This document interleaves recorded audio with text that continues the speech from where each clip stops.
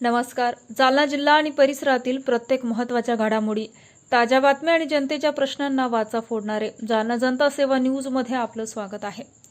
रस्त्याअभावी शेतकऱ्यांची हतबलता, परतूर तहसील समोर सहकुटुंब बैलजोडीसह आमरण उपोषण.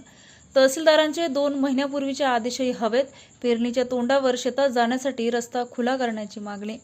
जालना जिल्ह्यातील परतूर तालुक्यात एका शेतकऱ्यांच्या न्यायासाठीच्या लढ्याने प्रशासनासमोर मोठा प्रश्न उभा केला आहे. तहसीलदारांनी रस्ता खुला करण्याचे आदेश दिल्यानंतरही त्यांची अंमलबजावणी न झाल्याने वैतागलेल्या शेतकऱ्याने चक्क सहकुटुंब आणि बैलजोडीसह तहसील कार्यालयासमोर आमरण उपोषण सुरू केलं आहे.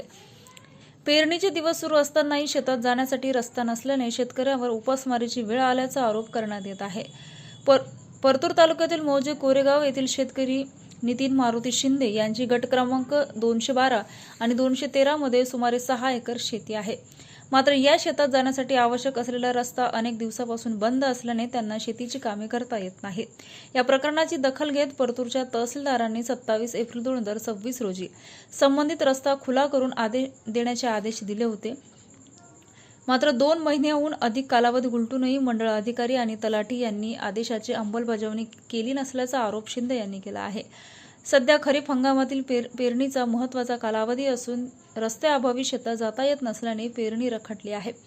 त्यामुळे शेतीचे मोठे आर्थिक नुकसान होण्याची भीती व्यक्त करत नितीन शिंदे यांनी आपल्या सहकुटुंब आणि बैलजोडीसह शुक्रवारपासून परतूर तहसील कार्यालयासमोर आमरण उपोषण सुरू केलं.